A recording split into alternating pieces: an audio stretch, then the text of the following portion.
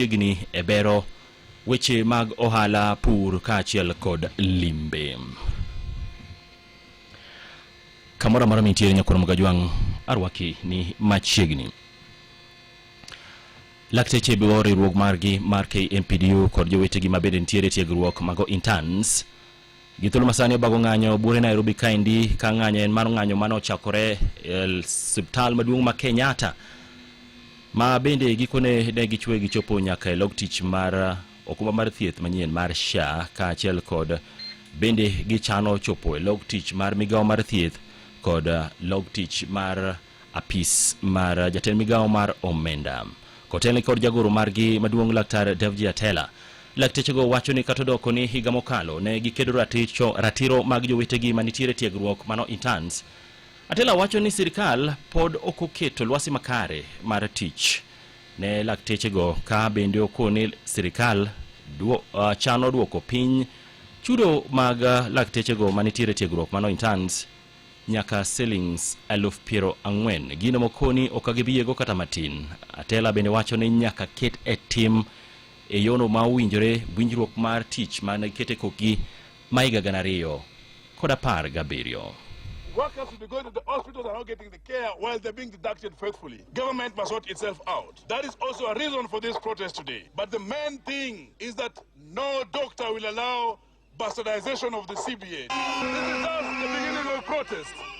We will have a strike notice on 9th of May if these matters are not resolved, because we'll be having our annual delegate conference. So it's upon the government to resolve these matters. Otherwise, there'll be total withdrawal of services by doctors across the entire country, because the internship issue is not a small issue. It is the biggest issue for any doctor, be it young or old. And therefore it must be sorted once and for all. Moral power! Mathoth kotenore kod ng'anyo makamano wabiro kelo ni ler e weche manyien mabiro nyime. Kumachielo ni miyo moro ma jahigni 23 onego nyathine ma jadweche 4 bang'e en bende okawo ngimane oko e oderuok mane kar dak ma Gateway Sindo sub location kar chungo bura ma Suba South County ma Homa Bay. Mana kaka reporter marwa e county ma Homa Bay Ali Abich miyo ler miyo no ne oweyo ote otas ma bende nondiko mano kwany machiegni kod ringre mare kane oywak ne wuon nyathino nyocha ne ojwang'e kod nyathino gino manomiyo okawo kang' ma kamano. Nyakono manyige Christina Awuor ne okawo ngimane oko e yor deruok bang' nego nyathine ma nyako ma jahigni 4 kod nus e yo moro magalagala e ode modak e Gateway e boma ma Sindo e kar bura ma Suba South. Jalup ruoth ma Sindo Caroline Ngere wacho ni nyakono ne oyudo ka ringre liere wi tat ode kama osebedo kodak kod nyathine ma nyakono ka ringre nyathino to ne oyudo koumi otandane machal ka gima ne okwongo nege kapok ne okawo okang' mar kawo ngimane oko e yor deruok. Iluongo ni Christina Awuor ma jahiga 23 kama to gi nyathine miluongo ni Shanice Randi nyathi ma nyako ne oyud ka nyathini otho to nyako ni noyud ka odere gi tol mar tuoro noyude ng'ute e yode e Gateway village e Sindo sub location kama odakega. Koro nyako ni Nyamigori Suna East to ne odak kanyo gi nyathine. Noweyo otas manondiki. Otas noero ni e lwet polis magingo police post gibro timo nonro margi kaluwore gi information mano owe e Caroline wacho ni kaluwore kod oboke mane nyako ne ondiko e chien kapok ne okawo okang' mar kawo ngimane oko e yor deruok chal ka gima winjruok e weche mag hera ne obedo e kinde kod rawera moro ma osebedo osiepne gino manomiyo okawo okang' mar kawo ngimane oko e yor deruok bang' kane osenego nyathine ma nyakono. Noero to chal ka gima ne en mana weche mag vijana mag hera ne kinde gi wuoyi moro mosiepne mane bet samoro gwenyore ne matino kotimore ne kaka no oparo. Kik ng'ato tho kende, ni otho kende gi wach ne iye. Olalore kende owuon, openjore owuon, to duokore owuon. Ji nitiere, dhano nochwe ni owuoyo gi wadgi. Koro onego bedni giwuoyo gi jowadgi, gimanyo jok madongo, gimanyo jopuonj, joma ni machiegni kodgi, to giwuoyo kodgi mondo giyud kaka gikonyore. Komanda mar obila sub county ma Suba South Caston Donda ne oyango ni nyakono ne ondiko barua mane oweyo chien ka okete nying rawera moro mosebedo osiepne ma bende okoni ne onyuolo kode nyathi ma nyako mane onegono ka oseye kuom jwang'e kaachiel kod nyathine ma nyakono. Caston ne okono obila dhi nyime kotimo nonro margi ka ringre miyono kaachiel kod nyathine mane onegono ne otere kar kano ringre jomotho ma Suba South. Alipatikana kwa nyumba yake ya room moja akiwa amenjiana. Mtoto wako wapo wamefunikwa na sheet lakini ni lifeless. On the side wapatikana suicide note. Suicide note, the disease was complaining that the man who impregnated her does not take care of her and the child. Hakuwa amemuoa na boyfriend. Tunaendelea na uchunguzi. Ne Radio Ramogi kowuok e kaunti ma Homa Bay, Yan Ali Abich. Kumachielo en ni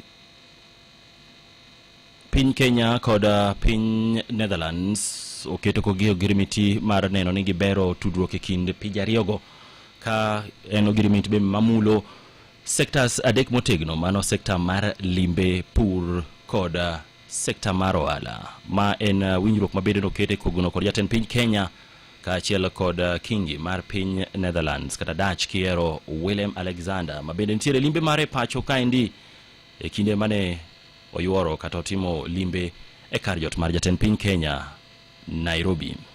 As part of our commitment to deepening this cooperation, we have today signed 3 critical memoranda of understanding and a letter of intent that will translate our discussions into tangible action. We have signed an MOU that establishes a framework for dialogue on trade and investment between Kenya and the Netherlands. This will ensure a more structured, dynamic engagement between our business communities and leveraging on the partnership and the friendship that already exists between the business communities of our 2 countries. Kakore King Willem Alexander ma bende noten kod Queen Maxima osingo mar neno ni ogirimiti makamano obiro chope wange mar neno ni tudruok e kind pinje ariyogo mano Kenya kod Netherlands odhi nyime e yo makare.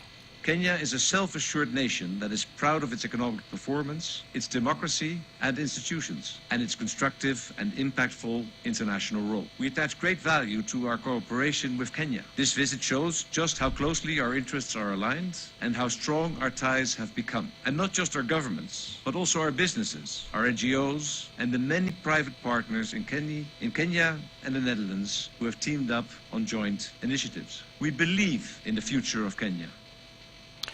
Obila sub county Banyando bani county makisumu githulu masane dhi nyime kod timo nonro kaluwore kod tho mar japuonjre moro ma jegina 17 manyako ma bende ne okawo ngimane oko e yo derruok en owuon. Japuonjre no ma ne nitiere klas 10 kod 2 klas 10 mano e skund sekondar madisi Kochogo location ne oyudo ringre mare kuliero etol. Report ma oiu yango ni japuonjre no nyoro ne odagi tedo e kinde mane jonyuol mage okwaye mondo tim kamano ema bende no chikore kowuok oko e ot magikone ne okwany ringre mare koliero etol. Kaluwore kod ruoth ma Kochogo location Alfred Ondola ma bende no yango wach makamano, ringre nyathi ma japuonjre no ne osekaw kod obila ka githulu masani nonro dhi nyime. Weche gi medo choponi kamoro amora ma intiere ka wuok e nyakalondo mare miero mara mogi.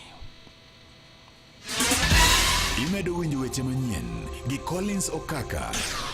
Kapod mantiere kaunti ma Kisumu en apisa maduong' mar osiptal ma Jaramogi Oginga Odinga Teaching and Referral. Laktar Richard Lesiampe wacho ni nyaka sani pod ok gineno midhiro moro amora e weche mag chwalo thieth chutho to kotendore kod okumba manyien mar SHA, kendo jotuo nyaka sani yudo chenro mag thieth e yo makare. Lesiampe mane loso kod nyakalondo mar Ramogi wacho ni nyaka ne gichaka keto e tim okumba no mar SHA chenro duto mag chwalo thieth ne jotuo ma bende ni kod tuoche ma chendo kaka mago mag kansa, chenro mag bero dhi makare kata doko ni nyaka sani osiptende mamoko e pacho kaendi to pod jotuo kaachiel kod oganda jo Kenya ywakne okumba ma kamano. We have not had a single challenge after November when it comes to SHA. All our patients, in fact, most of our patients, even who go through very, expensive surgeries, the issue of brain surgeries, tumors, and spine surgeries, the cost has been 300,000. All of them have been treated and we have been reimbursed that money. So we have not experienced those challenges. I know there are a few teething problems here and there. In our hospital, we have not had those challenges. In fact, if anything, the number of patients whom we used to waive or give credits has come down from almost 70% to now 15%. So, but what I want to say is that this is a system that, has started. I think let's allow those guys who are running it, to improve on those services, improve on, how they need actually to manage this. Jaramogi Oginga Odinga Teaching and Referral Hospital, for us, SHA has been reimbursing us our costs and our patients. None of them has been detained in this hospital because of lack of being reimbursed or paid by SHA. Kumachielo ni jokanyo mar kamati mabende tayo lek mara Senator ma Busia Okiya Mtata mabende nyocha ne yiga mokalo no lando ni en kod lek mar biro dwaro bedo jatend piny Kenya yiero maduong' ma biro ma 2027 nyocho pe county ma Migori kama bende ne gitimo lalruok matut kod jokanyo mar neno mokara makagirango moko kuom midhiero ma pod oganda jo Kenya kaloe seche mag lalruok kod jopinyno ma bende jopiny mane oloso ne ochiwo moko kuom midhiero ma oganda jo Kenya kale ma poni Okiya Mtata ni kod lek mar biro dwaro bedo jatend piny Kenya gin mago midhiero manyakato ne ni orakore godo mana kaka ilero kod Sylvester Omondi man jadak ma Migori. Tinde wa onge gi yath, the government kochakore gi malo kata me county gi receive yedhe mang'eny kendo seche ma yath donjo tigo picha to kogo picha magi wuo magi receive gi kose go picha to yath onge to gima lit moloyo ni kisedhi osiptal itimo ni yore tete mag thieth to kogik kar thieth kogik kar yath tikoni ni dhi nyiewo yath kasto malit mogi isiemo ni nyaka kamidhi yude yadhno yath mane onge cha isiemo ni kamidhi yude to kitimo nonro tibro yudo ni achudhe mag siasa to gi dakteche ma thiedho jigi gine magi uso yedhego. Bende gi ywak ewi yo marach ma itiyo godo kod mwandu jopiny ka achiel kod nok mag thuolo mag tije pacho kaendi kata doko ni Kenya ni kod thuolo mar loso mwandu ka achiel kod chuogo thuolo mag tije chutho to kowuok e nam Lolwe. We do fishing, but the fish get spoiled because we don't have the right way of storing them. As youth, we have these creative ideas, sustainable ideas on how to store fish, but we lack the right channel to access and to fund us to bring out our ideas. Yes, I have the idea, I'm educated, but my education is like none of the business, just as like a rotten idea. For we need these leaders to support us, bring our sustainable ideas in society. Laktar Daskas Onyango mabende na achiel kuom jokanyo mar kamati no matayo lek mar Migosi mar Okiya Mtata mar dwaro biro bedo jatend piny Kenya ne bende oloso yo maket kod maendi kotenore kod manifesto mare e yiero maduong' mabiro ma 2027. And he would like to hear the views and the input of members of the public before he officially launches his presidential campaign. So these views are meant to help him inform his campaign policies, his policy framework for the presidential bid, his manifesto. He doesn't want a process where he will come to impose on us his own thoughts and visions and plans and programs. He would want his vision to be informed by the views and concerns of the people. And there are issues that are rising, some of which are unique to this county. One of the issues that is very unique to this county and has been raised by several people was the issue of political intolerance. Nekona magajonga koratieko chimenyen mana keloni magi thundu wechigo kaketo geyo machuok. Riwruog dakteche mar KMPDU kod jowetegi mabende nitiere tiegruok mago interns obago ng'anyo bure Nairobi kaendi ka gidwaro mondo mi olose lwasi makare ne jo lakteche mag interns. Ng'anyo mabende nochakore kar log tich mar KNH magichwe gichopo nyaka log tich mar SHA. Miyo moro ma jahigni 23 onego nyathine ma jadweche 4 bang'e en bende okawo ngimane oko e yo deruok e kar dak ma Gateway Sindo sublocation kar chung od bura ma Suba South. Kod piny Kenya gi Netherlands oketo kogi ogirmiti mar neno ni pinje ariyogo tudore kata tego osiepe kindgi e weche mag ohala, pur kod limbe. Sabore wang'e watutu kendo ne weche manyien e yo machuok gi saa 9 mana kamano. Sapare wang'e kaka pile weche manyien e yo ma dimba ka thothgi gin mago mutuchuke kor gwenge. Bang' nyiriri machuok wadonje pautuke kod Milton Ochieng Jakablak. Mago ne weche manyien gi Collins Okaka. Weche tuke e Radio Ramogi.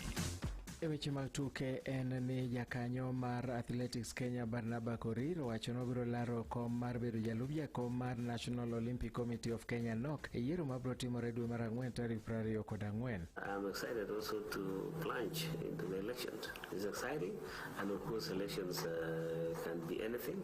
It's just a matter of being persuasive enough to ensure that you talk to those delegates who are going to vote for us. Barnaba wacho ni en gi geno ni yiero mare biro konyo riwruok matayo tuke mag ng'wech e pacho ka ma bende osebedo ka kelo ne Kenya midila mathoth e tuke mag Olympic.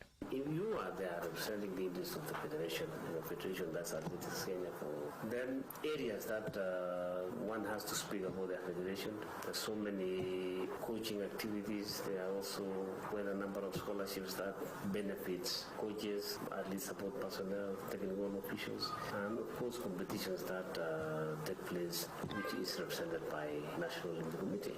Mairi thuolo mar ariyo ma Barnaba Korir laro telo ma kamano ka bende osebedo jakanyo mar komiti kuom thuolo mar higni 4 mokalo. Yiero ma kamano biro kelo kanyakla delegates 29 mawuok e federations mopogore opogore ma biro yiero jogo iko ma biro tiyo kuom thuolo mar higni 4. Komachielo bende en jariembo marahuma mar Safari Rally kata World Rally Championship Peter Salzburg owacho no mor ahinya ka wuode en achiel kuom jogo iko ma biro piem e tuke ma higani ma biro timore Naivasha. Olero ni wuode Oliver Salzburg en mano jiwo mondo donji e ng'we nyamburko kendo wacho ni ok obi bedo jalo ero ma biro bedo mabor aka orango kaka wuode obete steering kendo timo hono e bwo piny mangima. Nomedo wacho ni en owuon kaka en kinde mano riembo ne ok okoso dhi e piem moro amora mar World Rally Championship kendo higa mar 2003 en mano oyudo loch e tuke mag World Rally Championship mano timore e boma ma Naivasha. Gie kinde no ero omedo wacho ni tuke mag Rally Championship onego ywa rowere matindo kaka achiel kuom yore bende mag chuogo thuolo mag tije. I can't wait to go down there again to follow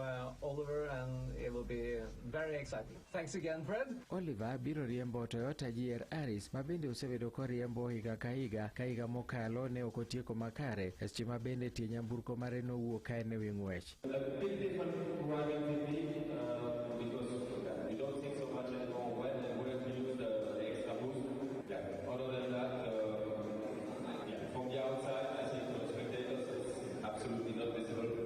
Derepego eko biro temore e paw Naivasha mana ndalo adek motelo ne piem mag nyamburkogo. Komachielo bende en maneja mar Chelsea Enzo Maresca owacho ni jatugo mare Cole Palmer nyalo bedo oko mar squad mar Ingereza madhi e tuke mag laro thuolo madhi e World Cup kama gibiro gocho gi tim mar Albania kaachiel gi Latvia. Palmer nche nohinyore ka gigo orako kendo ne ok obedo tugo ma Jumapil e loch mar gol 1-0 manolo tim mar Chelsea gi tim mar Arsenal. Kare no ero kawo kod jatugo mar Nottingham Forest Morgan Gibbs White ma bende oluongi e Jumapil mokalo ni. Mairi e thuolo mokwongo ma Cole Palmer okogo tuke mag Premier League chakre dwe mar Ang'wen higa mar 2024 kaluwore gi hinyruok. Magi weche tuke, nyinga Milton Ochieng.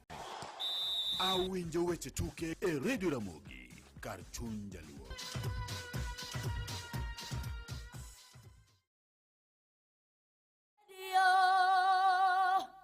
Radio Ramogi kar chuny jaluo. Chiew kendo moso turo chiew liel gweno komo wendo Dholuo en achiel kuom dhok ma wechegi mit kendo okikore. Weche dholuo nyalo bedo gi tiegi mopogore opogore. Ne magi kod puonje wi dholuo mamoko, tudi koda an James Rabala Kwase e chenro mar wapuonjre dholuo chieng' Jumapil ka Jumapil kochakore sa 11 mar odhiambo nyaka sa 12 mar odhiambo. Hello? Sa ena bido kalo dakika 21 tende ni thuolo na mar bede studio serumo katurumo kikisudi aweye lodo mabeyo sana Luet Kasuku Rafael Wodi Nyachula ogwel kamin mare odhita echeno madonse Tuesday edition kanya sach ko ritimo rita kinywa chakwa tem kendo kiny sang'wene wang'e kao kamano to kikiwe mokitudori kod Ramogi TV sa 12 wang'e mar odhiambo adhi kelo ni chenro mar penj laktar kawuono wadhi bedo kod Dr. Levi kikasend nyoyo warome Ramogi TV sa 12 wang'e mar odhiambo.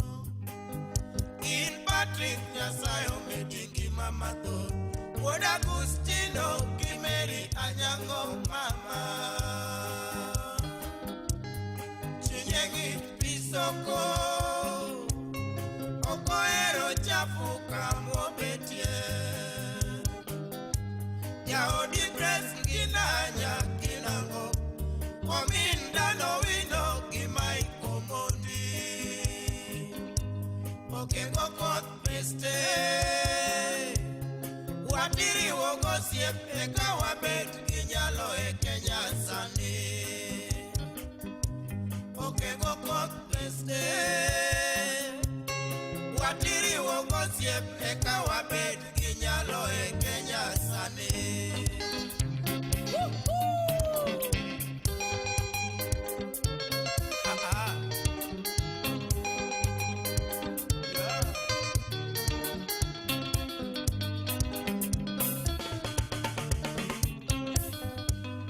Patrick Okech, ngama pime godiero, olongo walime, chino meto nyaka pinyoru, irinele mielo rumba, kongoto ayoma yoma, minelele goyo sikala, pati nyaka kadiali.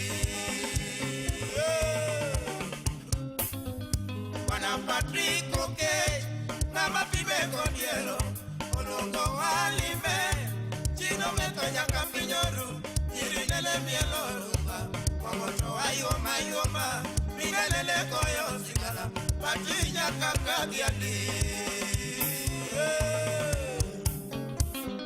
Oh, Patrick Okech, inga malura inya, gitimne jakamrimu. Oh, Patrick Pacheco, inga malura inya, gitimne jakamrimu. Osepe moko wunda kidogi, kenin gishina mane, kingise, tosieporu mogi kanyo, urueka uromo, umose mirakigo, lakini Pacheco, pachoto timo, tuonratego.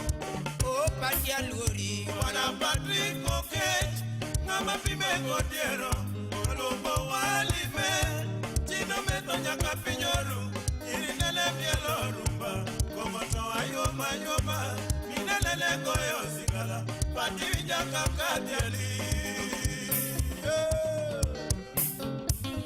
Oh, Patrick Okech, inga malura inya, gitimne jakamrimu. Osepe moko wunda kidogi, kenin gishina mane, kingise, tosieporu mogi kanyo, urueka uromo, tomose mirakigo, lakini Pacheco, apime kinyawara, lakini Pacheco, apime kolando, lakini Pacheco, apime kiwota nyanyo, lakini Pacheco, apime kiwiliame, lakini Pacheco, apime kinyoma dongo dongo Kenyaka.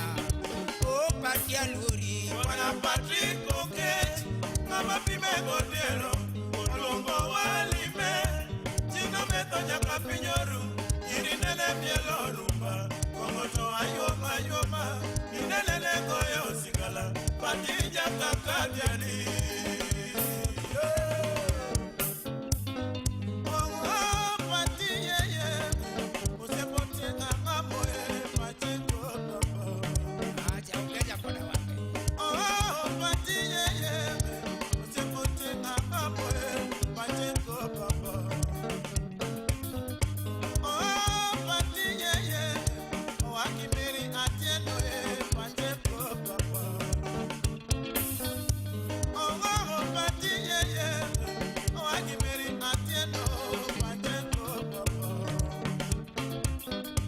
Oh, pati yeye, usiepken watenya Pacheco papa.